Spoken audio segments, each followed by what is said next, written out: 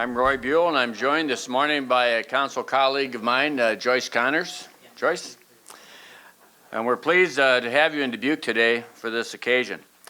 Today we're pleased to introduce our State of Iowa partners and formally announce the launch of Dubuque's effort related to the U.S. Department of Housing and Urban Development's National Disaster Resiliency Competition Grant. I'll begin with a brief review of our journey to today. The City of Dubuque, along with our state partners from the Iowa Economic Development Authority, Iowa Department of Homeland Security and Emergency Management, the University of Iowa Flood Center, and other state officials, submitted the final HUD National Disaster Resiliency Grant application in the fall of 2015. The competition defined a resilient community as able to assist and rapidly recover from disasters or other shocks with minimal outside assistance. Reducing current and future risk is essential to the long-term vitality, economic well-being, and security of all communities. Principles consistent with our sustainable community goals of economic prosperity, social and cultural vibrancy, and environmental and ecological integrity. On January 21st, 2016, the City of Dubuque and State of Iowa were informed that our grant was successful.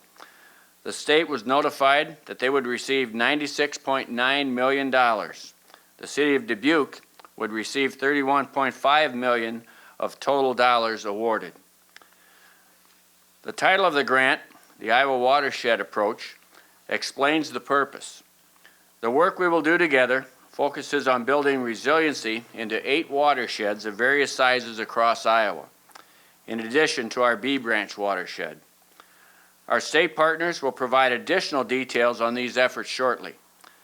While the state portion of the grant focuses on building resiliency and preventing flooding upstream, the City of Dubuque's B Branch watershed represents an urban resiliency project where the focus is on 3 infrastructure projects, including expanding storm sewer capacity from 22nd Street to Kane up Kaufman, building culverts under the railroad at Garfield, and rebuilding the storm sewer infrastructure on 17th Street. And significantly, the City of Dubuque grant funds will also address building resiliency into 320 housing units in the B Branch urban watershed. My City Council colleagues and I formally approved the contract to begin working on the grant projects at our November 7th City Council meeting. This large grant was a product of a collaborative effort, and we're pleased to have team members here with us today. You'll soon hear from Jessica Turba, Executive Officer of the Iowa Homeland Security and Emergency Management, Ann Schmidt, Historic Preservation Specialist and Housing Project Manager with the Iowa Economic Development Authority, Dr. Craig Just, the Assistant Professor and Assistant Faculty Research Engineer with the University of Iowa Flood Center, and Craig and his team are here today working to create performance measures and outcomes for the City of Dubuque's grant work in the homes and on the streets and culverts. We'll first hear from Jessica, then Ann, followed by Craig. Jessica.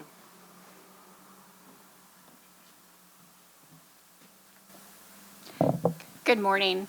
Thank you so much for having us at the City of Dubuque. We are so excited at Iowa Homeland Security and Emergency Management to be a partner with the City of Dubuque and others working on disaster resilience across the state. This project is incredibly exciting. It is one of the most unique opportunities for us to work in an urban and rural environment to understand the flow of water, of flood water in particular, and how it impacts our communities across the state at a level that we haven't been able to do in the past. We really are talking about a very comprehensive project that looks at planning, risk assessment, vulnerability as it affects communities and individuals, and how can we move forward to reduce risk and build more resilient communities in the state, which reaches down to the individual level, which is very unique. With that, I'm going to introduce Ann, who can come up and talk about the program as it'll be implemented.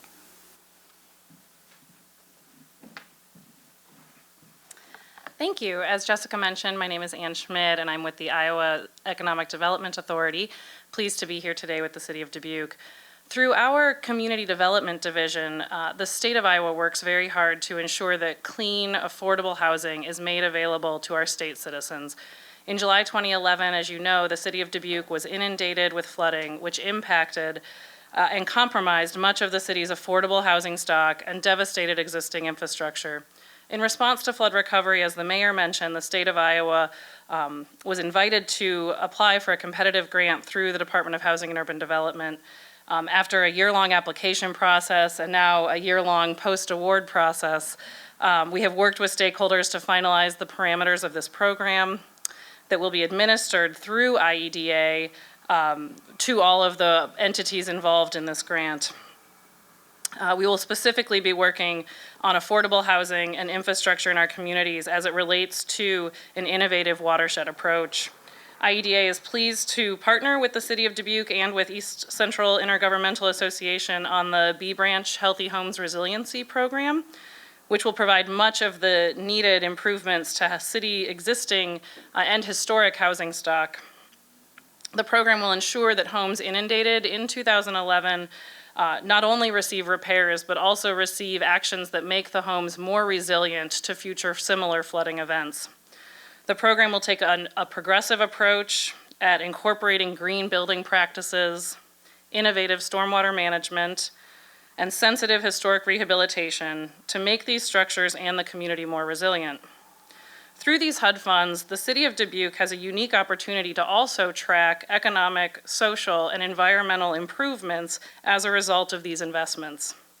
Participants in the program will be offered an opportunity to receive home advocate assistance in addition to the physical improvements of their properties. IEDA looks forward to working with the City of Dubuque and ECIA through the duration of this program. IEDA will provide oversight and technical assistance to the city needed for the successful rehabilitation of, as the mayor said, 320 housing units, along with infrastructure improvements in the community. Congratulations to the City of Dubuque for their hard work and perseverance to receive this grant and for setting up what will surely be a successful program. Thank you.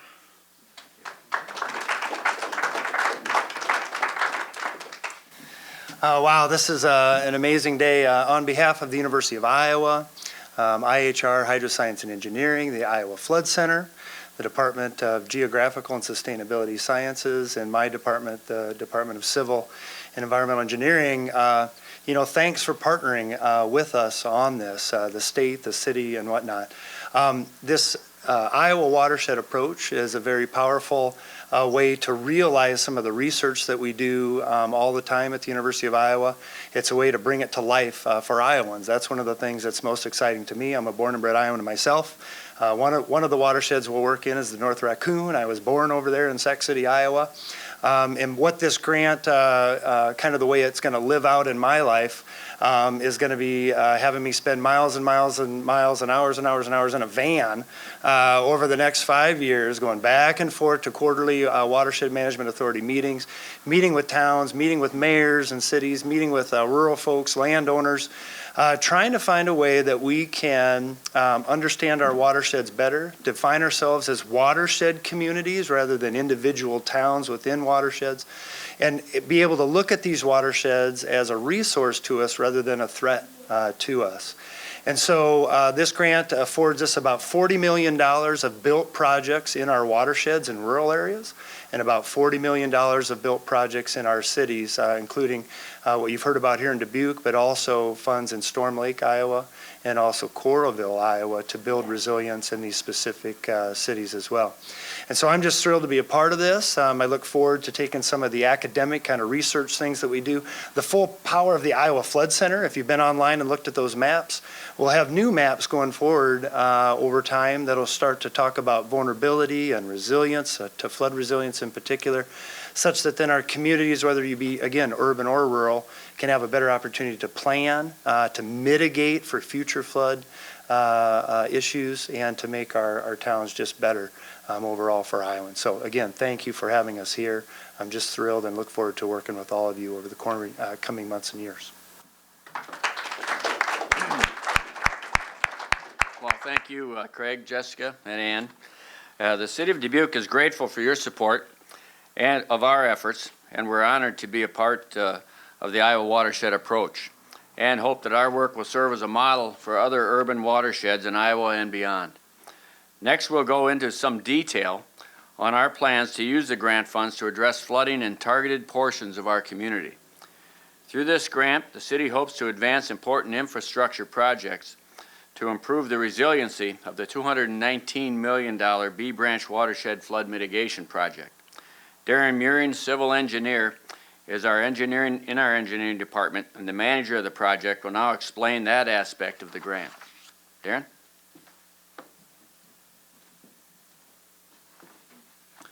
Thank you, Mayor. So 6 times since 1999, we've had flash flooding, and the ensuing damage has resulted in presidential disaster declarations. Public and private property damage estimates due to these storms has approached $70 million. On one stormy evening in July of 2011, we had over 10 inches of rain in a 12-hour period. When you consider that we normally get about 36 inches in a year, we had more than a fourth of all the rainfall that we normally get in a year in one night in 12 hours. In July 2011, the storm sewer system was overwhelmed and damaged due to this unprecedented stormwater. And while the city was able to repair the stormwater system, it remains undersized and unable to handle the all too frequent flash flooding that has been occurring year after year in the B Branch watershed. So at the direction of the city council, the city started analyzing the watershed drainage, kind of looking for some answers to the flooding. And in 2013, the city council adopted a drainage basin master plan that outlines a multi-phase project to mitigate the flash flooding that has repeatedly impacted over 1,300 homes and businesses. At issue is there's just too much stormwater, too much floodwaters reaching some of Dubuque's most historic neighborhoods all at the same time. And due to limitations of the existing stormwater drainage system, these areas do not drain efficiently, so that floodwaters frequently spread through neighborhoods to depths that strand motorists in the street, damage cars, prevent citizens from traveling to and from work or just to a local business. The floodwaters have filled basements, inundated furnaces, damaged foundations, and simply put, they've put families at risk. The Drainage Basin Master Plan outlines the multi-phase B Branch Watershed Flood Mitigation Project to reduce volume of the floodwaters, hold floodwaters up on the watershed until the downstream waters can drain, and increase the capacity of the drainage system to safely pass the floodwaters through the watershed without causing property damage. With assistance to the State Flood Mitigation Program, the Iowa Department of Natural Resources SRF Sponsorship Program, and others, the city has already started implementing improvements, such as reducing the volume of floodwaters through the construction of the pervious pavement systems in over 70 alleys throughout the watershed, and in several streets within the historic Millwick District. In fact, the alley just behind the audience here is being reconstructed right now as a green alley to help soak up rain. Upstream detention basins have been completed to hold water up in the watershed, and conveyance improvements are under construction as the B Branch Creek Restoration Project moves towards completion. These improvements provide incremental benefit. They mitigate flooding to a certain extent, but more work is necessary to transform these areas devastated repeatedly by flooding into safe, prosperous, resilient neighborhoods. This is precisely what the HUD Resiliency Grant will do. The HUD Resiliency Grant will provide $9 million towards the $18 million project to install culverts to pass floodwaters from the upper B Branch Creek to the lower B Branch Creek through the railway yard on Garfield Avenue. The HUD Resiliency Grant will provide $11.5 million towards the $15.4 million project to provide drainage improvements from the B Branch Creek to the west along 22nd Street, up Kaufman Avenue, all the way to Kane Street. And the HUD Resiliency Grant will provide $2.6 million towards the $11.3 million project to provide drainage improvements from the B Branch Creek west along 17th Street to West Locust Street, and along West Locust Street, right past this building, towards Kirkwood Street. The HUD Resiliency Grant will expedite the completion of the B Branch Watershed Flood Mitigation Project and expand its scope to lessen the impacts of tomorrow's flash flood. The HUD Resiliency Grant will help create infrastructure that will allow the Dubuque community to better manage and rebound from the next natural disaster.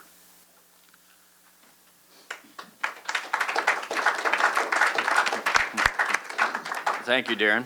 In addition to the stormwater infrastructure improvements, this grant will allow the City of Dubuque to begin to rehabilitate and restore housing for low to moderate income residents that have suffered flooding over the past decade. This portion of the grant is called the B Branch Healthy Homes Program. I want to thank the Dubuque Area Labor Harvest for allowing us to use this space today for this event. We chose this location because it is located in the heart of the area that for too often, over too many years, has been flooded during significant rain events. In fact, some of the photos that we have used as examples of the damages experienced in our downtown are actually of this building. This flooding has left homes with persistent mold issues, leaky foundations and basement windows, as well as damaged and unsafe appliances and electrical systems, to name just a few of the issues. Next, Dubuque's Housing and Community Development Director Alvin Nash will explain the comprehensive approach we have developed to use this grant to restore homes and create resiliency by flood-proofing them from stormwater damage in the future. Alvin?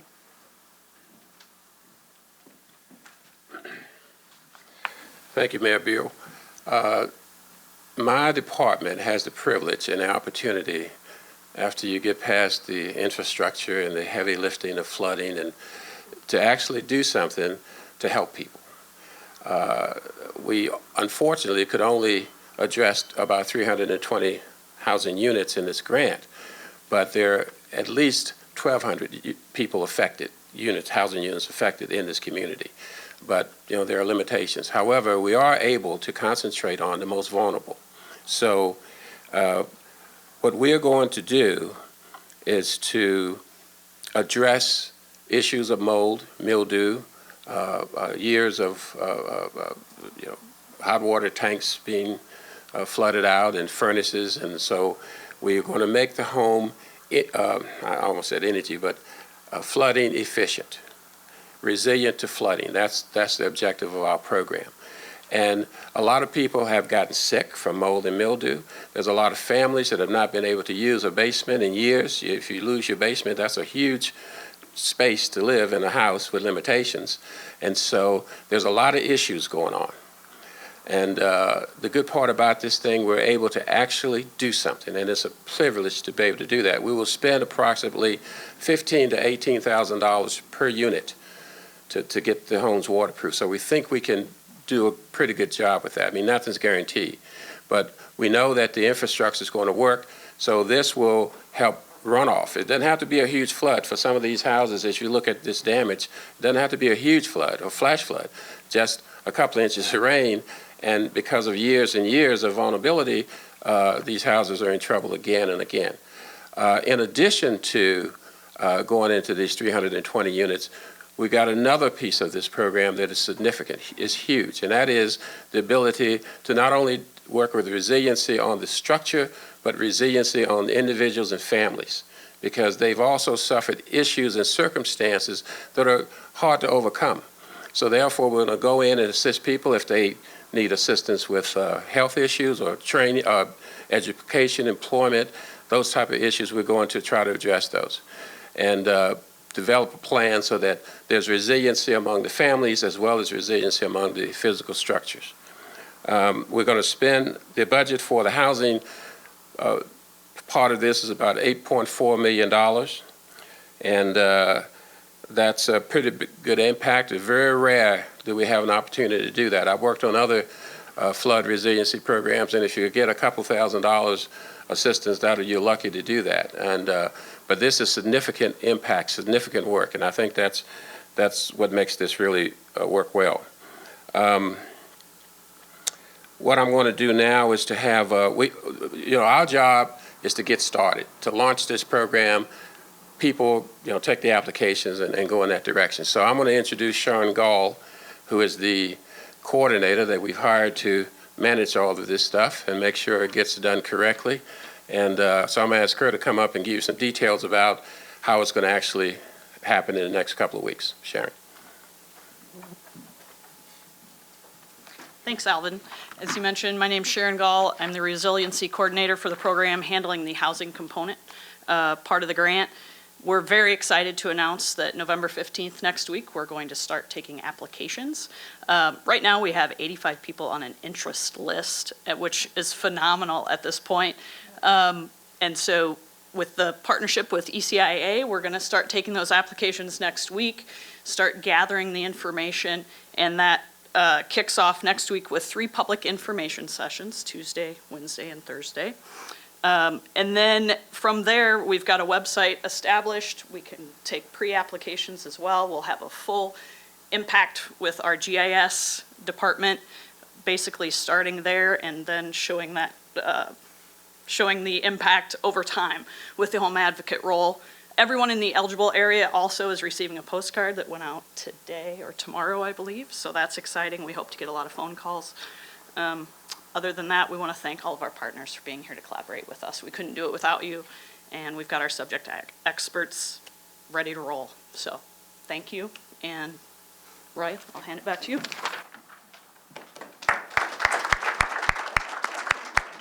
Thank you, Sharon and Alvin. We're excited to begin working on the projects and have truly hit the ground running. More than 8,700 Dubuque residents and property owners in the grant eligibility areas are receiving postcard mailers this week notifying them of the B Branch Healthy Homes program, informing them how to apply and inviting them to public information meetings scheduled for next week. We're grateful for the opportunity to partner with the state of Iowa to leverage these federal funds and improve public safety and quality of life in our community. These efforts are another example of our commitment to sustainability and resilience. And I want to thank our partners for their support and for your presence in Dubuque today, and look forward to your return visits on these progress. At this time, we'll conclude our presentation, and I encourage the media in attendance today to ask questions and conduct any interviews that you might want to do at this time. Thank you all for being here.